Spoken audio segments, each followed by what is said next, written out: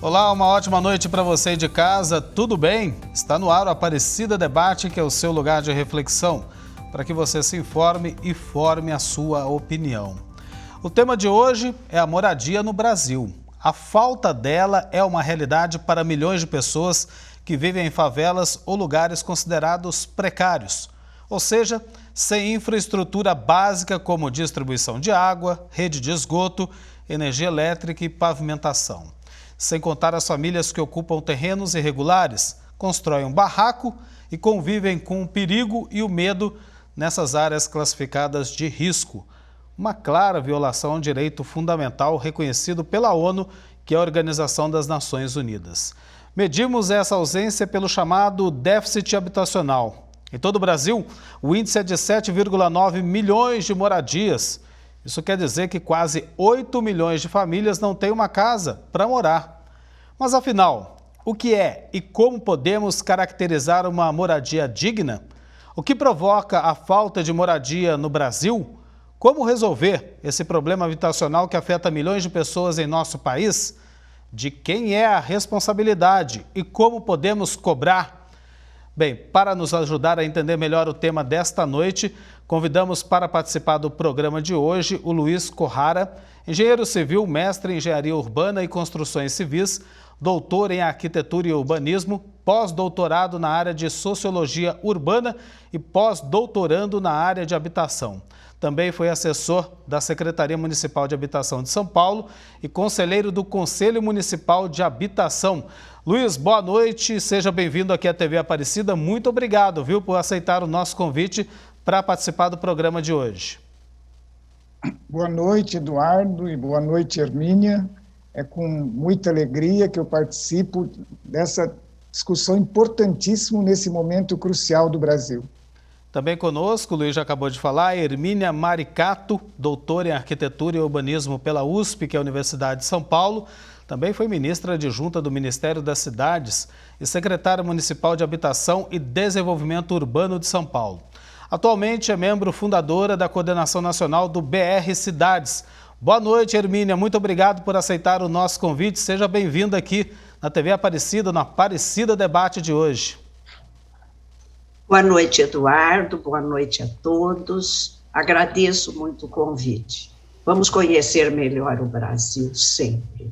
Sempre, sempre. Um tema tão importante como o Luiz falou, porque quando a gente fala desse tema, a gente está falando de um lugar para viver, moradia, a que muitos milhões de brasileiros hoje não têm acesso. Então eu começo perguntando para vocês sobre a questão da ONU. Acabei de falar ali na introdução que é um direito fundamental que é garantido e assegurado pela própria Organização das Nações Unidas. Mas por que então esse direito não é respeitado aqui no Brasil? Hermínia. Olha, Eduardo, todos os dias eu me pergunto por que a realidade urbana e habitacional é invisível para a sociedade brasileira, para os nossos veículos de comunicação. Por quê? Porque a maior parte das moradias no Brasil não são produzidas nem pelo Estado e nem pelo mercado. A gente, quando percebe o senso comum, é de reconhecer que o problema da moradia é grave por causa das favelas. Parece que é uma coisa menor, é um apêndice, é uma minoria que mora em áreas vulneráveis, em áreas precárias, em áreas sem urbanização, em áreas em risco, em áreas sob congestionamento habitacional. Mas eu queria dizer que a maior parte das unidades domiciliares no Brasil é construída de forma precária pelos próprios moradores, favelas, em loteamentos irregulares, sem arquitetos, sem engenheiros, sem projeto, sem aprovação na prefeitura, sem conhecimento técnico, sem financiamento público. Então, essa é a nossa realidade, por incrível que pareça. E nós, quando olhamos as cidades, nós estamos vendo em geral, né, uma representação que é ideológica, não é a representação científica da realidade. Então, a questão da moradia é uma questão estrutural que diz respeito a um mercado, que é um mercado de luxo. Você vai no Canadá, na Europa, 20%, 30% da população que não consegue entrar no mercado. Aqui no Brasil é a maior parte da população. É um mercado na periferia do capitalismo, não é? E com uma tradição escravista, uma tradição patrimonialista. Então, esse problema, ele é estrutural, ele é muito grave. A pandemia está mostrando uma pequena parte dele. Então, a habitação, ela é uma mercadoria de consumo necessário, ninguém vive sem habitação, mas a maior parte das pessoas não tem acesso. Luiz, você concorda? No mercado formal. Eu gostaria até de acrescentar o seguinte, pela necessidade, né, como a Hermínia estava falando, muitas famílias acabam arrumando aí um terreno, uma área irregular e constroem por iniciativa própria sua moradia. O poder público não tem o dever também de assegurar que isso se faça de uma maneira mais legal para que esse direito seja plenamente respeitado, Luiz?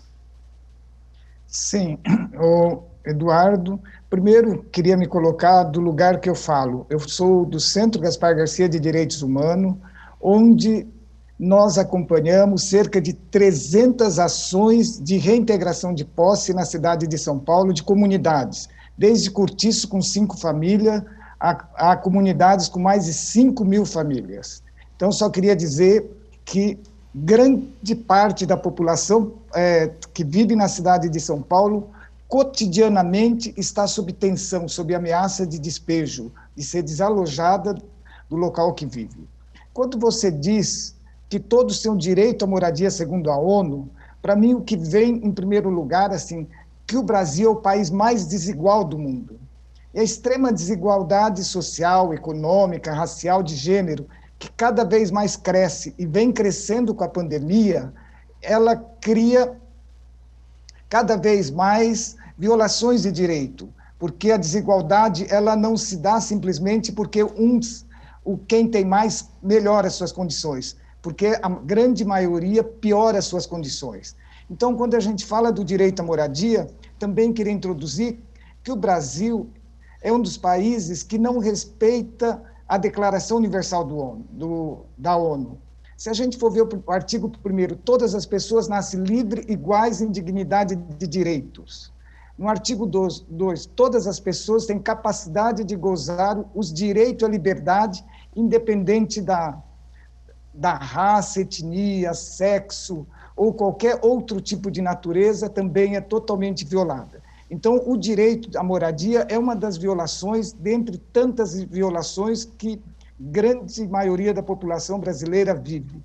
Então, apesar da dignidade humana também não só constar na Declaração da ONU, mas constar na Constituição Federal, isso não é efetivada para grande parte da população brasileira.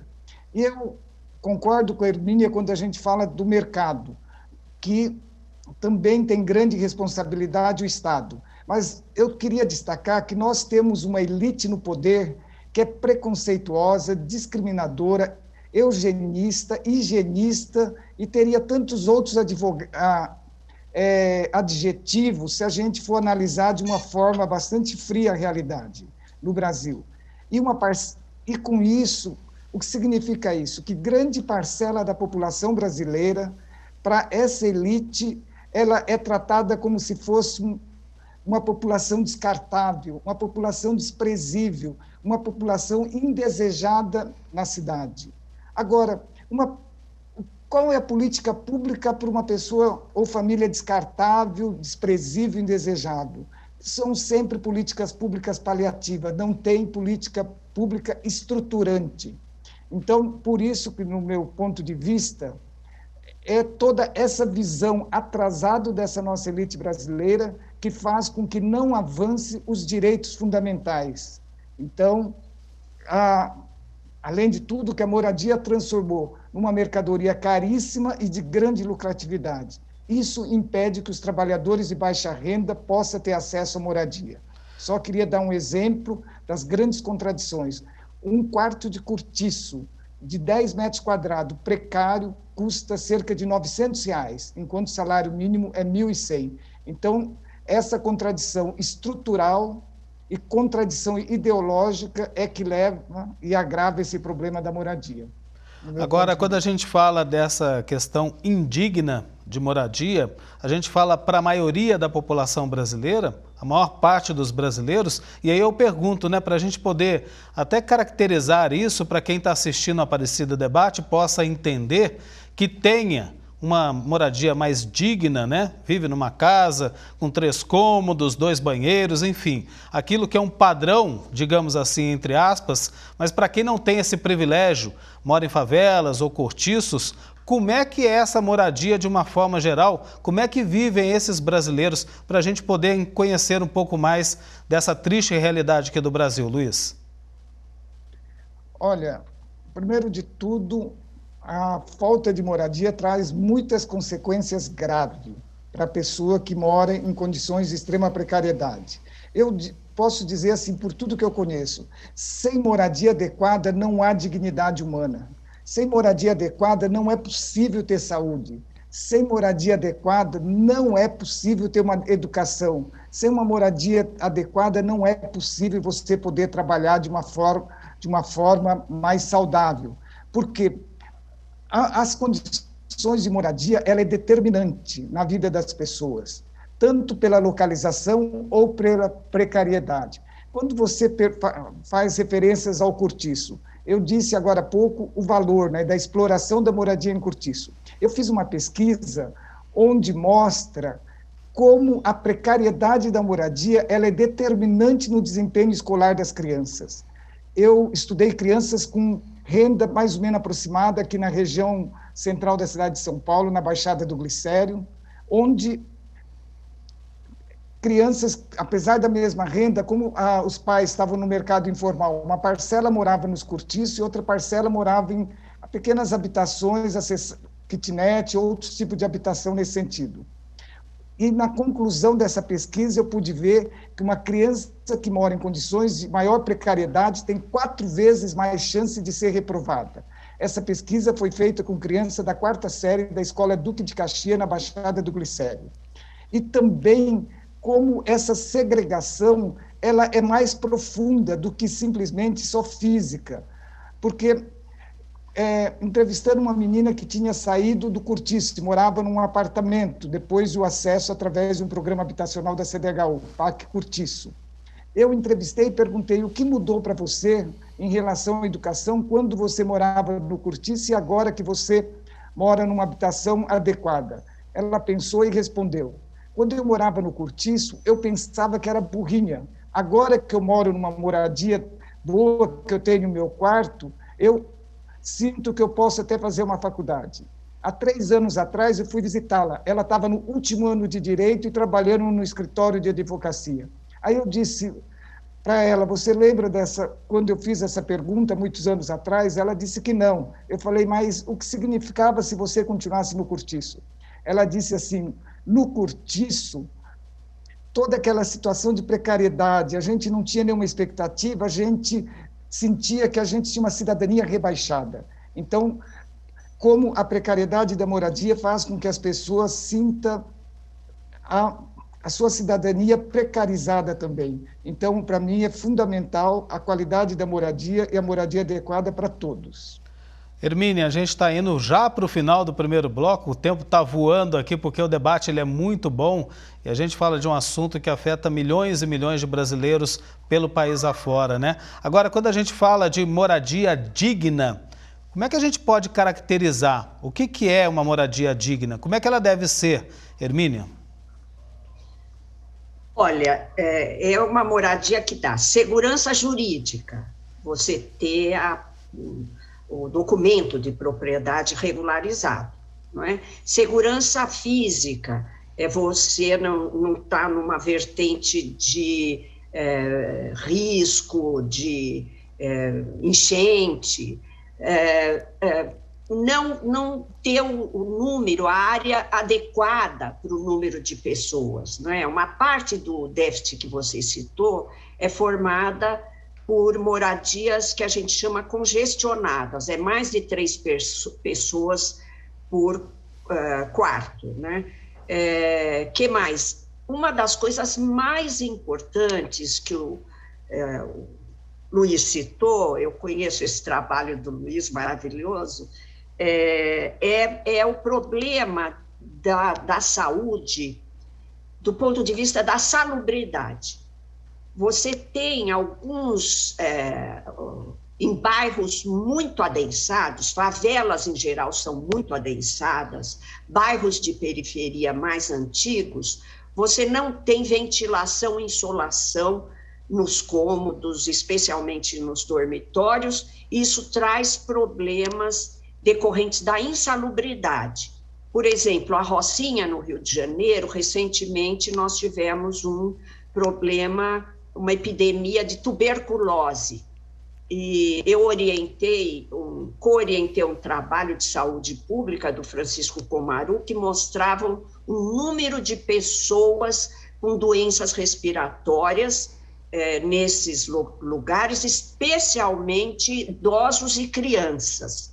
Então, eu estou falando de favelas, de cortiços, e o que é muito maior do que a ocorrência de favelas e cortiços são esses bairros precários de periferia. Outro impacto se dá no meio ambiente. Então, parte das moradias estão localizadas em áreas ambientalmente frágeis, áreas que não interessam ao mercado imobiliário e sobra para a população de baixa renda, como área de proteção dos mananciais, não é?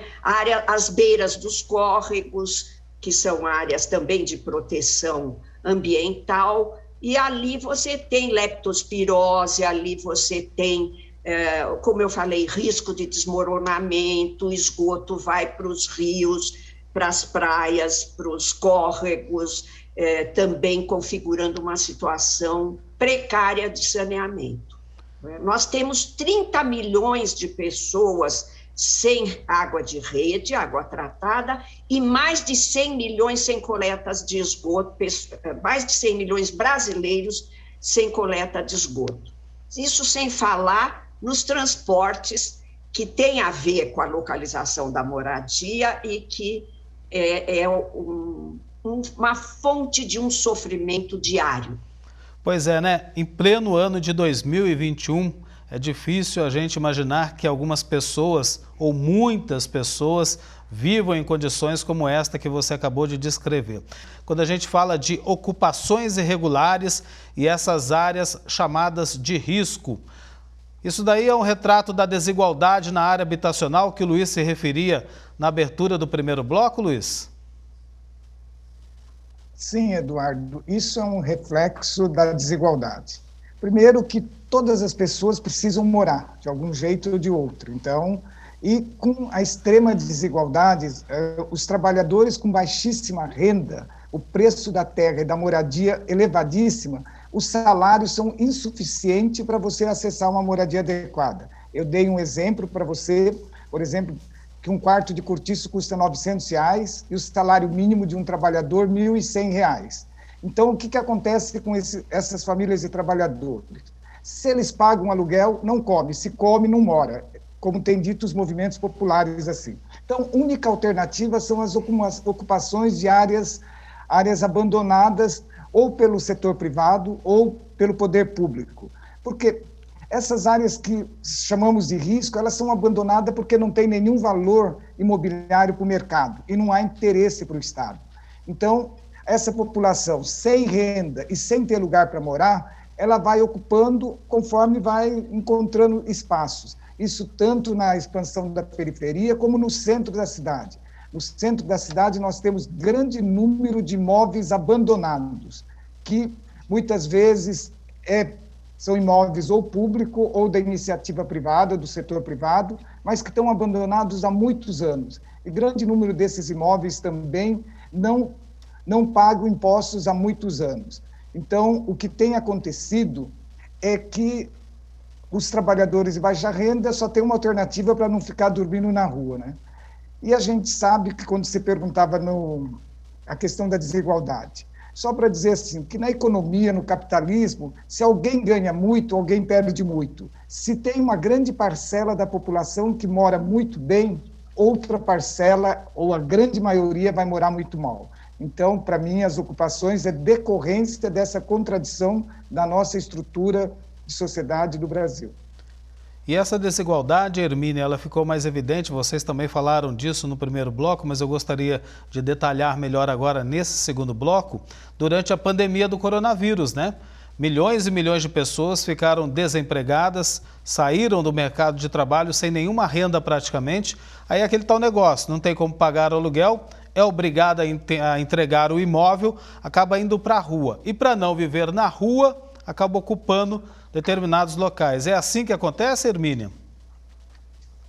É isso mesmo, mas com a diferença, como eu falei, que em vez de ser exceção, é regra. Todo mundo precisa de uma moradia. Não tem salário, o déficit, 90% do déficit é para quem ganha abaixo de 3 salários mínimos, que é a maior parte da população brasileira. Não tem salário para comprar no mercado, porque você precisa de um financiamento. Não tem política pública suficiente, então é uma regra, é uma regra, mais do que exceção, é uma regra, o irregular, o ilegal, o informal, que a gente em geral chama de informal. Olha, para você ter uma ideia, na área de proteção dos mananciais, cuja ocupação é ilegal, porque é a água que nós bebemos, é a represa que precisa ficar limpa, né, para preservar a nossa água, moram em São Paulo 2 milhões de pessoas. Por que elas vão para lá, a represa? Hoje a milícia está promovendo loteamentos irregulares na área dos mananciais aqui em São Paulo. E por que a população pobre precisa? Porque ela tem que morar e não tem outra saída, não é? Então, você tem um problema que é muito importante de nós colocarmos aqui, que você citou a ONU. O Luiz citou a Constituição Federal, que garante o direito à moradia, nossa Constituição. Eu poderia citar o Estatuto da Cidade, eu poderia citar os planos diretores de quase todas as grandes cidades brasileiras. Existe uma legislação que o próprio judiciário desconhece e que não é colocada em prática. Veja em que sociedade nós estamos vivendo. Que você tem um discurso distante da nossa realidade. Você tem um desconhecimento da nossa realidade em números. Não é? Você tem um judiciário que também não acompanha o detalhamento, por exemplo, que há nos planos diretores. Então, a pandemia, ela traz uma condição que nas moradias congestionadas, como eu falei, é uma parte do déficit habitacional. Como é que, veja, todos os dias os trabalhadores ouvem, fique em casa, faça isolamento social.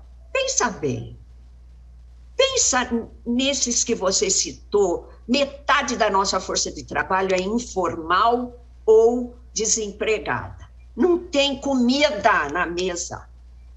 E aí a gente fala, fique em casa.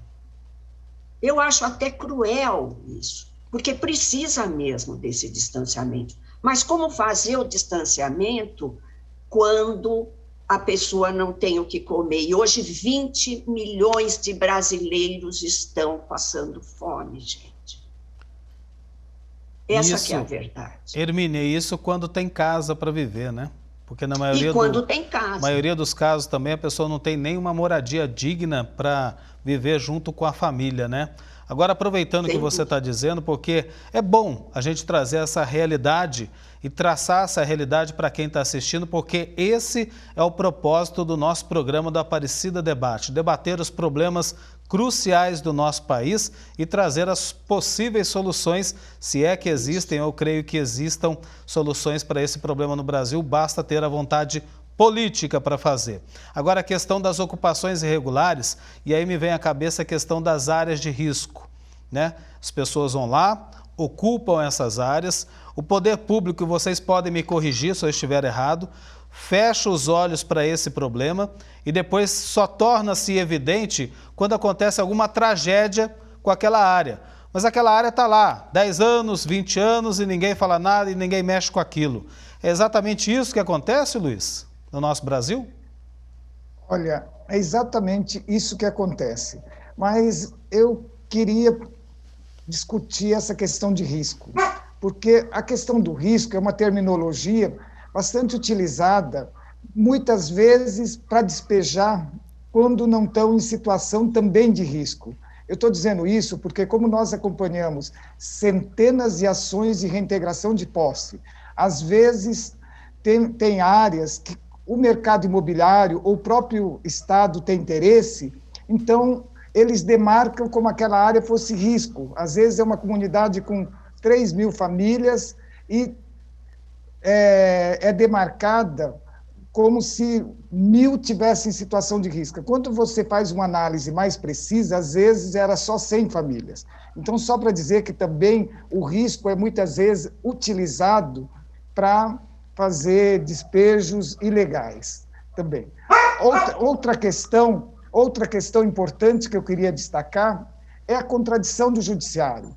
Agora há pouco, a Hermínia estava falando do momento da pandemia. A pandemia mostrou todas as contradições da nossa sociedade e também da questão urbana. Mas ela traz a contradição do Tribunal de Justiça de São Paulo, que mesmo no momento da pandemia, ela não tem tido sensibilidade, tem mantido os despejos na cidade de São Paulo. Então, essa questão de risco é questão fundamental e que o Estado tem que prevenir os riscos e não esperar a ocorrência de grandes tragédias. Na pandemia, Hermínia, também é uma questão humanitária, né? Essa questão do despejo. A família fica desempregada, a família passa a não ter nenhuma renda, você citou agora há pouco, não tem nem o que comer, o que colocar na mesa para alimentar, e aí vem a ação de despejo em plena pandemia. É uma questão humanitária, né? Quando a gente fala de moradia. Pois é, existe uma campanha no Brasil que é nacional, de movimentos sociais, entidades, academia, inclusive, que se chama Despejo Zero, que a gente está solicitando do judiciário, de todo o sistema de justiça, paralisar os despejos durante a pandemia, porque é cruel realmente você colocar na rua um número. Nós fizemos um cálculo do número de famílias ameaçadas de despejo no Brasil, passa de 68.000, não é? Então, é uma questão muito grave e, como você mencionou a questão das soluções, eu queria agora, nós estamos fazendo toda uma análise muito forte, dura da nossa realidade. Como você disse, é muito importante que todos os brasileiros tenham conhecimento, porque essa realidade não é tão conhecida, e muitas vezes nem nas universidades, que trabalham muito com ideias importadas, não é?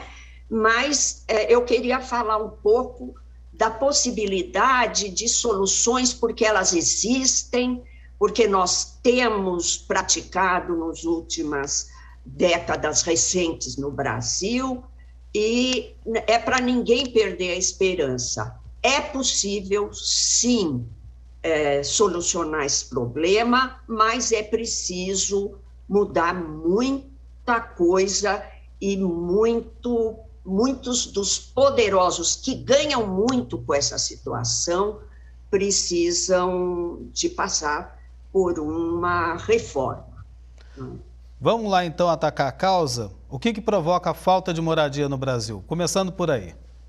Hermínia. Bom, vamos lá. O maior problema ainda, eu acho, se nós olharmos a história do Brasil, né? 380 anos de escravidão, mais de 400 anos de hegemonia agroexportadora, que é muito grave. Nós tivemos um período na história do Brasil interessante, de 1940 a 1980, um período de industrialização forte, que foi acompanhado de um processo de urbanização muito forte. O Brasil se urbanizou praticamente, em 40 devíamos ter 26% da população nas cidades, hoje nós temos 85%. Foi um processo de urbanização muito rápido. Olhando para essa história, eu diria que um dos principais problemas é, sem dúvida nenhuma, a terra urbanizada. A terra urbanizada, não é por falta de terra urbanizada que nós temos falta de moradia no Brasil. É que a terra é um elemento de forte especulação imobiliária e fundiária. Então, por que a população vai para as áreas de risco, vai para as áreas de proteção ambiental, vai a se adensar numa favela, né, em pequenos cômodos, nos cortiços, porque as melhores localizações, elas são apropriadas pelo mercado. E o mercado, em algumas cidades, ele não atinge 50% da população. Então, a disputa pela terra é fundamental.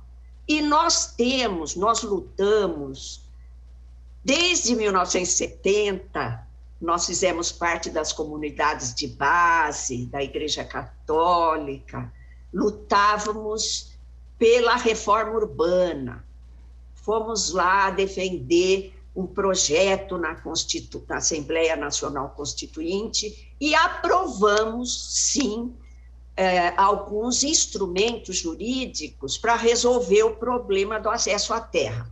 O principal deles é a função social da propriedade, que, pasme, nunca foi aplicada no país de forma... por uma pesquisa da Rosana Denaldi, 6 prefeituras aplicaram a função social da propriedade, que foi regulamentada pelo Estatuto da Cidade e pelos planos diretores. Então, o que eu quero dizer é que nós temos um arcabouço legal suficiente, nós temos uma experiência das prefeituras democráticas dos anos 80 e 90, que foi muito importante, com o orçamento participativo, com a urbanização de favelas, com a produção com mutirões.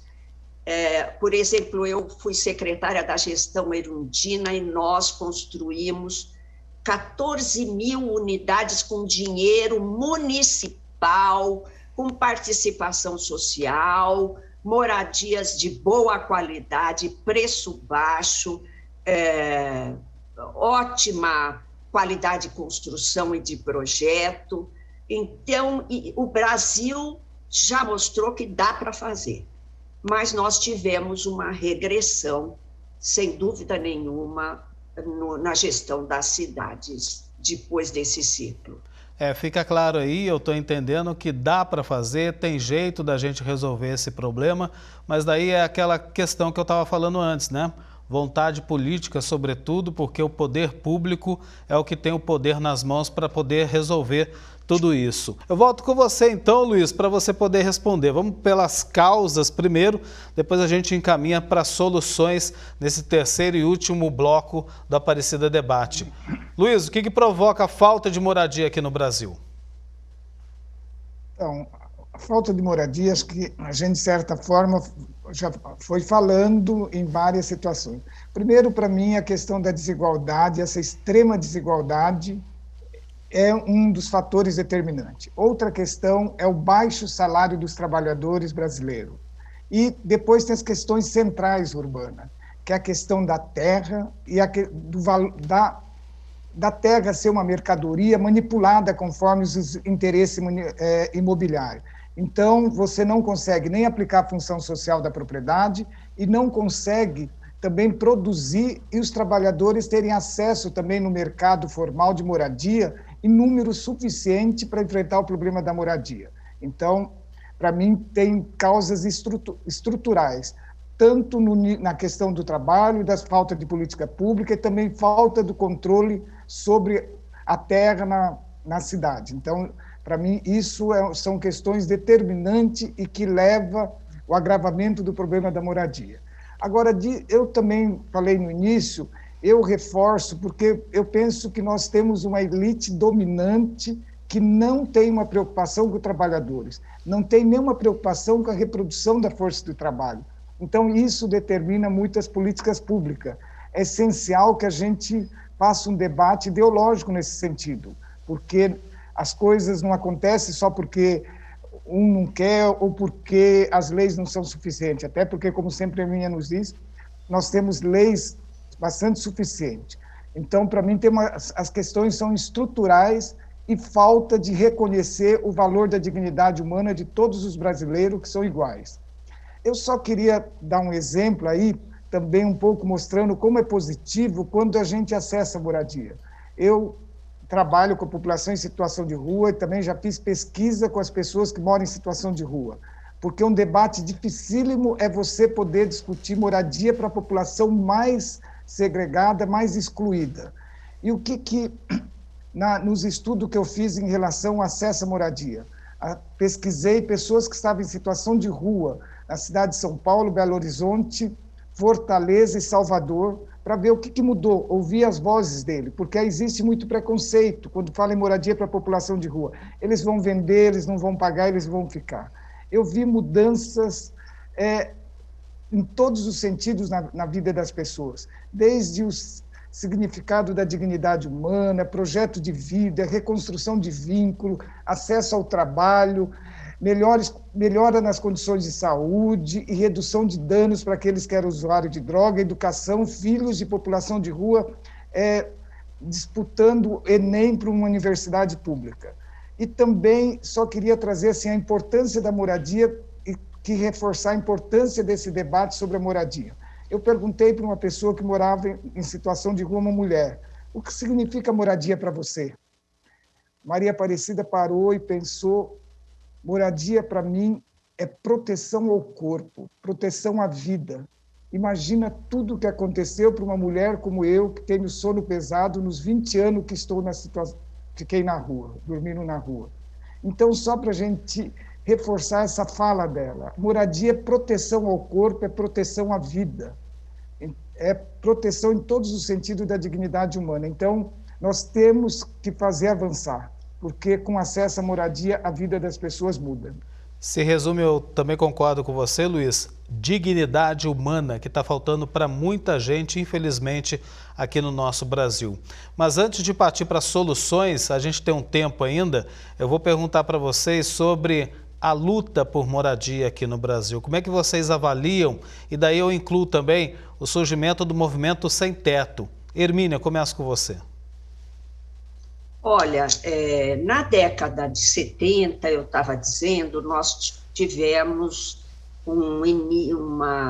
movimentos sociais urbanos muito fortes, nós nos reunimos a um movimento operário que era forte, que hoje não é mais, por conta da globalização, né, da mudança, da desindustrialização do Brasil, e nós fizemos propostas pela reforma urbana, conquistamos prefeituras, com participação social, com fiscalização popular dos movimentos sociais, sobre o orçamento público. Eu acho tão importante a população acompanhar o gasto do dinheiro público, mas tão importante... Isso mudaria completamente a nossa realidade. Você pegar o dinheiro público e pôr sobre a fiscalização dos movimentos sociais, com essa mulherada forte, com essa mulherada cheia de energia e muito generosa, que o lema é o amor ao próximo, é a coletividade, tudo isso nós temos na nossa história. Nós saímos dos movimentos sociais, fomos para as prefeituras e conseguimos fazer muita coisa. Eu me lembro tão emocionada na época da Erundina, de quando a gente inaugurava aqueles projetos tão bons, tão bonitos. A gente falava, é direito à arquitetura. Arquitetura não é luxo, não. Arquitetura não é só estilo, arquitetura é necessidade, é saúde, né? E houve, na verdade, por que essa energia tão grande das SEBs, do movimento operário, dos movimentos urbanos, caiu, não é? Já escrevi sobre isso, eu tenho uma hipótese que é nós fomos para o aparato institucional, né? De repente, saímos das ruas, saímos dos bairros, saímos das igrejas, saímos das escolas, e esse espaço não ficou vazio. Ele foi ocupado pelo crime organizado, pelas milícias, por religiões pentecostais, não é? Infelizmente. E, então, o que eu vejo com a pandemia? Um retorno dos movimentos sociais. O MTST, que você citou, Movimento dos Trabalhadores Sem Teto, está com uma proposta de revolução solidária, das cozinhas solidárias. Isso no Brasil inteiro, todo lugar onde se passa fome, os movimentos, inclusive a União dos Movimentos de Moradia está trazendo, o Movimento Nacional de Luta pela Moradia, o Movimento em Defesa dos Trabalhadores, Direito dos Trabalhadores, são movimentos que estão crescendo a partir da solidariedade humana, sabe? E isso aí eu espero e acredito, vai nos levar para um novo ciclo de participação social, assim como nós tivemos nas décadas de 70, 80 e 90. Luiz, gostaria da sua opinião agora sobre essa luta por moradia no Brasil. A Hermínia estava descrevendo muito bem essa questão dos movimentos populares, em especial do movimento sem teto. Eu estou de total acordo, né, com o que a Hermínia disse. Os movimentos sociais de moradia dos sem-tetos têm sido um exemplo de que tipo de sociedade que nós devemos ter. Primeiro, por lutar pelo direito da moradia, que é um direito essencial e básico, como a gente está dizendo. Então, é preciso lutar. Não podemos ficar calados diante de uma injustiça tão grave que é a falta de moradia. Mas também os movimentos, pela sua forma de organização, têm dado exemplo de cidadania, até de função social de propriedade. Nós temos muitos exemplos, por exemplo, de prédios que estavam abandonados, totalmente degradado, em condições de extrema precariedade, e os movimentos começaram a organizar ali, não só melhorar cada espaço de moradia, os espaços de convivência, mas organizando os cursos para os jovens, para os adolescentes, melhoria nas relações sociais entre a mãe, as relações familiares entre toda a família e os vizinhos, e também trazendo uma nova dinâmica urbana em torno. Então, nós temos muitos e muitos exemplos de como os movimentos organizados têm praticado a função social, não só dos imóveis, mas a função social de todo espaço de convivência urbana aí, nesse sentido aí. Também reforçando nesse momento da pandemia, com um grande número de pessoas passando fome. Quem conhece a realidade lá na ponta, quem conhece, quem está morando no cortiço e tem precariedade, quem conhece na favela, quem conhece as ocupações, são os movimentos organizados. Então, nós temos o MTST, União dos Movimentos de Moradia, a Frente de Luta, e vários outros... O MSTC, né, Luiz? O MSTC, o Movimento de Luta por Justiça, são inúmeros movimentos que eles se organizam para poder ser solidário. E uma coisa importante também, que a própria organização da solidariedade e toda a luta por cidadania também vai melhorando as condições de vida. A gente vê nos movimentos de moradia o grande número de jovens que vão acessando as universidades. Então, a melhoria de vida não é só no espaço, é em todos os sentidos que a luta faz conquistar, né? Então, acho que é fundamental a luta dos movimentos de moradia. Elas têm feito a diferença no Brasil, e se não fosse os movimentos de moradia, nós não teríamos nem essa visibilidade dessa realidade que é tão oculta, né, como a Hermínia estava dizendo, e uma população tão invisibilizada. Pois é, a gente está caminhando para o final do bloco e o final do programa de hoje. A gente conseguiu, acredito eu, descrever todo esse problema que afeta milhões e milhões de pessoas no nosso país. Para quem está assistindo a Aparecida Debate, está na sua casa confortavelmente nessa noite, tem que pensar também que tem muitas pessoas que não estão tendo uma casa, um lugar digno para estar descansando com a sua família nesse momento. E aí a questão de empatia que a gente sempre fala tanto, né? E que veio também exaltada muito durante essa pandemia. Então, indo para o final, vamos falar de soluções para esse problema. Já pontuamos, existe o problema e agora a gente precisa apontar as alternativas para a gente poder resolver esse grave problema. Passa obrigatoriamente, Hermínia, pela política habitacional? O que nós temos hoje no nosso país está muito distante do ideal? Desculpe. Muito. Hoje, realmente, nós estamos regredindo de uma forma bárbara. Estamos vivendo uma tragédia, sem dúvida nenhuma, né? Nossa história sempre foi de muita desigualdade. Mas eu acho que com essa globalização ultraliberal, ataques à democracia, o aprofundamento da concentração de riqueza, né? Nós temos, no mundo inteiro ocidental, isso está acontecendo, né? O desemprego estrutural que vem com essa revolução tecnológica, realmente, e com tudo isso, uma crise ambiental seríssima e a pandemia. Realmente nós estamos, no Brasil se fala, nós estamos vivendo um ciclo político muito ligado à violência, ao ódio, e tudo isso é muito triste, né? Mas nós temos soluções, sim.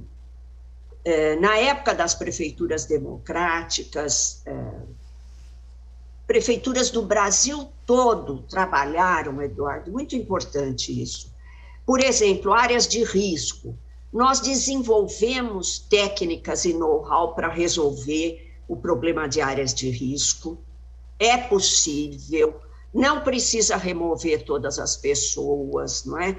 O IPT aqui em São Paulo, Instituto de Pesquisas Tecnológicas, já configurou toda uma sistemática de intervenção. Nós temos know-how, urbanização de áreas precárias. Então, nós temos toda uma sistematização de políticas no Brasil, mas a nossa memória, ela é solapada continuamente, não é? Uma memória de um país de tradição colonizada, né? De buscar no exterior as ideias. Então, nós precisamos recuperar essa memória e, sem dúvida nenhuma, com o fortalecimento dos movimentos sociais, entender que nenhum governo vai resolver o problema se a sociedade civil não estiver organizada, participante, fiscalizando o que se passa na esfera pública. Isso é fundamental. Hermínia, eu vou precisar interromper você, porque o programa está terminando. Eu gostaria também de ouvir o Luiz sobre essas possíveis soluções. O que a gente entende, né, Luiz? Ouvindo a Hermínia, principalmente, solução tem. Depende do que, então? Né? A gente está indo para o final, infelizmente. Daria para a gente falar muito mais sobre esse tema, que é muito importante, mas a gente também contribui, viu, Hermínia, como você estava falando, para esse processo de conscientização da sociedade. Ou seja, saber o que está acontecendo e a gente apontar esses caminhos possíveis aí. Luiz, por favor.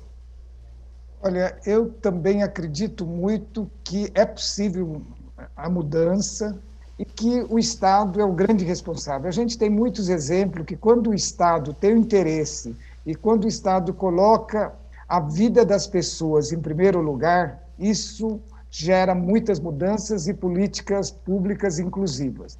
Então, para mim, há muitas possibilidades e também uma primeira coisa em relação à moradia. Eu penso que o acesso à moradia deve ter concepção como um serviço público. A moradia, mesmo produzida pelo Estado, não deve ter uma lógica mercadológica. Ela deve ter uma lógica de serviço público perene. Então, que é mais importante o direito ao acesso à moradia do que o direito à propriedade. E o acesso à moradia sempre tem que ter uma lógica, como é, por exemplo, o sistema de saúde no Brasil, sempre embasado na igualdade e na justiça, de estar atento principalmente para aquele que mais precisa. Então, as políticas habitacionais, muitas vezes, elas produzem muitas moradias, mas as moradias produzidas não atingem aquela população que mais precisa, aquela população de menor renda. Então, acho que é essencial que a centralidade das políticas públicas seja para a população de menor renda, é onde concentra o déficit. Outra questão, acho que deve-se construir uma concepção dentro do Estado como uma moradia como base estruturante para a inserção social. Nós temos que ter uma outra compreensão do que significa moradia. Ela é muito mais do que um acesso a um abrigo, ela é um acesso que norteia toda a inclusão social. A partir da moradia, você se estrutura. Eu também queria dizer que a resistência e a luta é a nossa força e é a esperança. Nós não podemos perder a esperança, porque eu acredito muito que é possível mudar, e nós debatemos, discutindo, a gente consegue mudar essa realidade. O debate é um primeiro passo, né? Acredito eu, conscientizar a nossa sociedade, e eu sempre batalho por essa palavra aqui, viu, Luiz? Viu, Hermínia? Esperança é o que nos move, é o que nos faz andar sempre para frente. Assim encerramos o Aparecida Debate. Hoje falamos sobre a moradia no Brasil. Como vimos hoje, a falta dela é uma realidade para milhões de pessoas que vivem em favelas ou lugares considerados precários. Sem contar as famílias que ocupam terrenos irregulares, constroem um barraco e convivem com o perigo e o medo nessas áreas classificadas de risco. Uma clara violação ao direito fundamental reconhecido pela ONU, a Organização das Nações Unidas. Em todo o Brasil, o déficit habitacional é de 7,9 milhões de moradias. Isso quer dizer que quase 8 milhões de famílias não têm uma casa para morar. Nós contamos com a participação via internet do Luiz Corrara, engenheiro civil, mestre em engenharia urbana e construções civis, doutor em arquitetura e urbanismo, pós-doutorado na área de sociologia urbana e pós-doutorando na área de habitação. Também foi assessor da Secretaria Municipal de Habitação de São Paulo e conselheiro do Conselho Municipal de Habitação. Luiz, nosso muito obrigado pela sua participação. Uma ótima noite para você. Também conosco Hermínia Maricato, doutora em Arquitetura e Urbanismo pela USP, também foi ministra adjunta do Ministério das Cidades, secretária municipal de Habitação e Desenvolvimento Urbano de São Paulo. Atualmente é membro fundadora da Coordenação Nacional do BR Cidades. Hermínia, você também, eu agradeço muito a sua presença aqui no Aparecida Debate. Uma boa noite para você.